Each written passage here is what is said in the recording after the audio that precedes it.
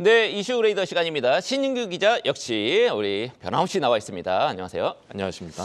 네, 지금 이제 베이지북 이제 그 보고서 표지가 베이지 색깔이라서 이제 베이지북인데 지금 올해의 마지막 FOMC 미국에서 통화정책 결정 회의죠. 요게 이제 12월 중순으로 예정이 돼 있습니다. 항상 그 전 2주일 전에 베이지북이 나와서 시장이 관심을 갖게 되는데 오늘 나왔단 말이죠. 어젯밤에. 네. 내용이 어땠습니까? 특이사항이 있었습니까? 오늘 베이지북 살펴보면요. 미국의 12개 지역 여는 가운데 8곳에서 경기 둔화와 관련한 보고가 있었습니다.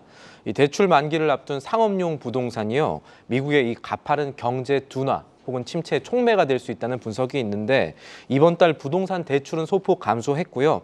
고용시장은 좀 완화되고 임금 상승 압력도 그렇게 높지 않은 것으로 나타났습니다. 결국 이런 것들은 물가에는 부담을 좀 줄여주는 요인인데요.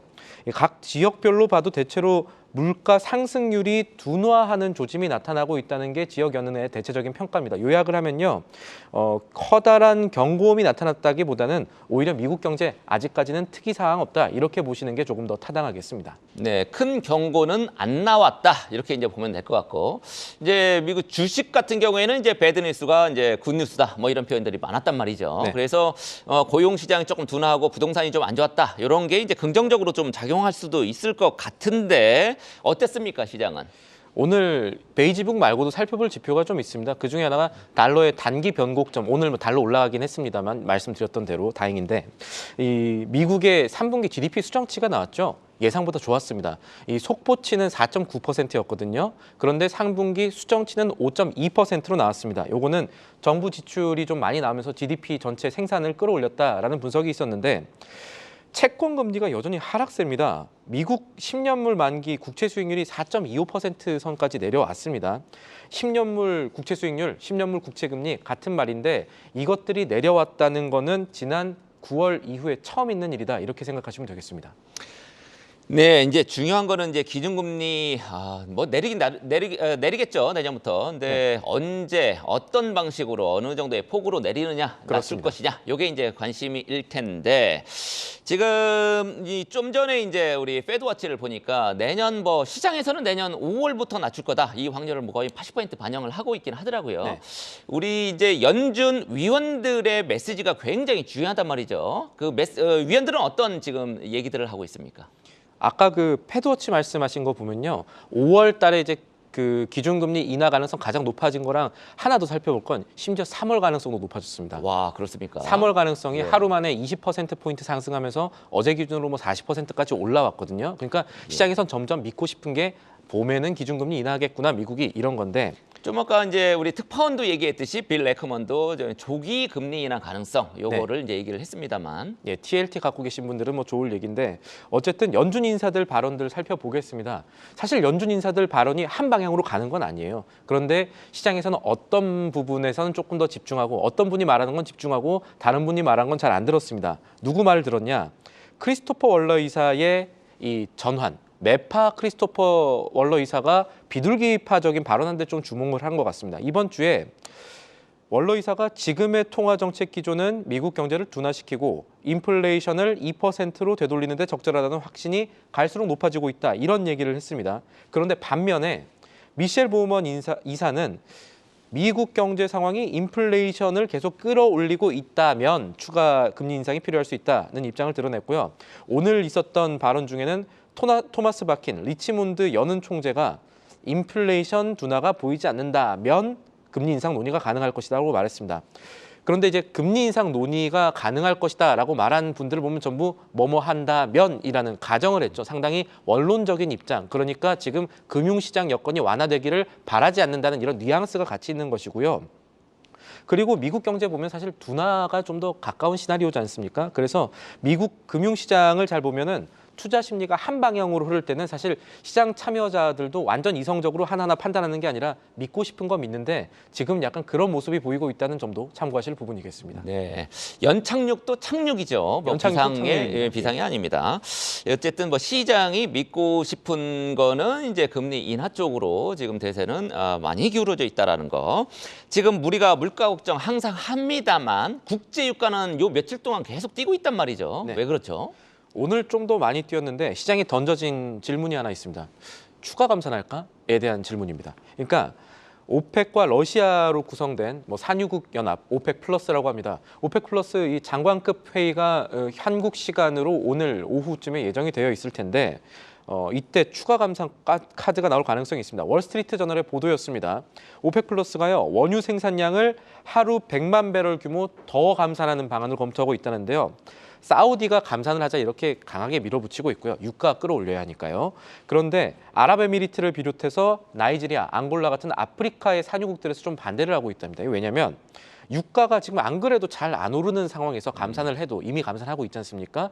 추가 감산을 하게 되면 당장 사우디는 몰라도 좀 영세 산유국이라고 표현을 하겠습니다. 앙골라, 나이지리아 이런 데들은 특별한 다른 산업이 없는 그렇습니다. 국가들은 기름이라도 많이 팔아야 되는데 감산하면 덜 팔게 되는 거죠. 잘 짚어주셨습니다. 출혈을 할 수밖에 없는 상황에서 이게 부담스럽다는 거죠.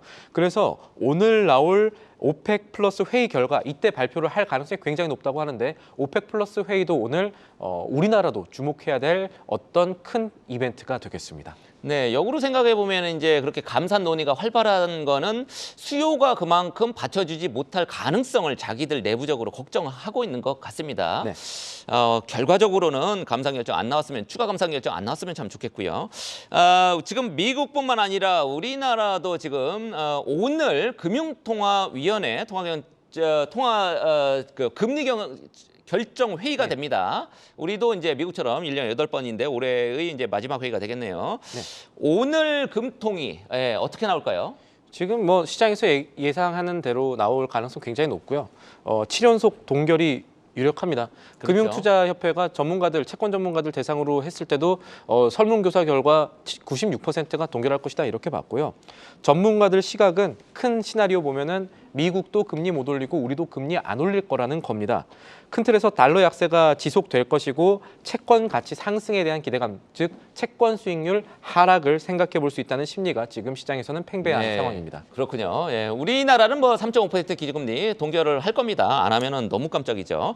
자, 다음 시점 보겠습니다. 지금 홍콩 H지수와 연계한 ELS 주가 연계 증권이죠. 요거 이제 파생 상품을 활용한 이런 상품인데 ELS 사태 지금 어떻게 돼가고 있습니까? 우선 파장이 좀 커지다 보니까 농협은행에서 지금 팔고 있는 ELS 상품 안 팔겠다 이런 얘기들 나오고 있고요. 다른 은행들도 지금 위험성을 고려해서 판매 추가 중단 검토하는 것 같습니다. 그래도 ELS 판 은행이나 증권사들은 고객들한테 위험성 고지 제대로 했다는 입장인데 금감원 생각이 좀 다른 것 같습니다. 이복형 금감원장이 어제 자산운용사 CEO 간담회에서 아니 은행들이 묻기도 전에 굳이 소비자 피해 예방 조치 다 마련됐다는 등 이런 얘기 하는데 솔직히 금감원 입장에서는 은행들이 자기 면피하는 걸로 보인다 이렇게 얘기를 했고요. 세게 얘기했네요. 세게 얘기했습니다. 이거는 뭔가 조치 취한다는 얘기입니다, 사실은.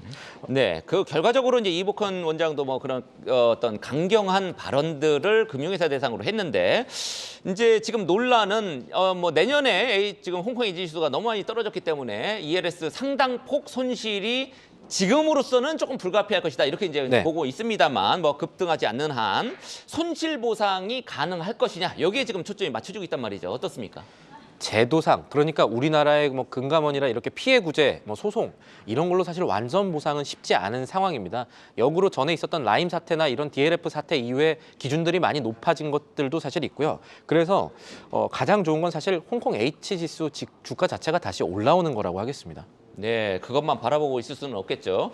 근데 요 ELS 투자 상품인데 돈 그동안에 올라줄 때는 이제 벌고 떨어질 때 손실 보상을 요구하는 것도 조금 우리가 논의를 해봐야 될 문제이긴 합니다만 하여튼 중요한 거는 홍콩 H지수 지금 주가 현재 수준 어떻습니까?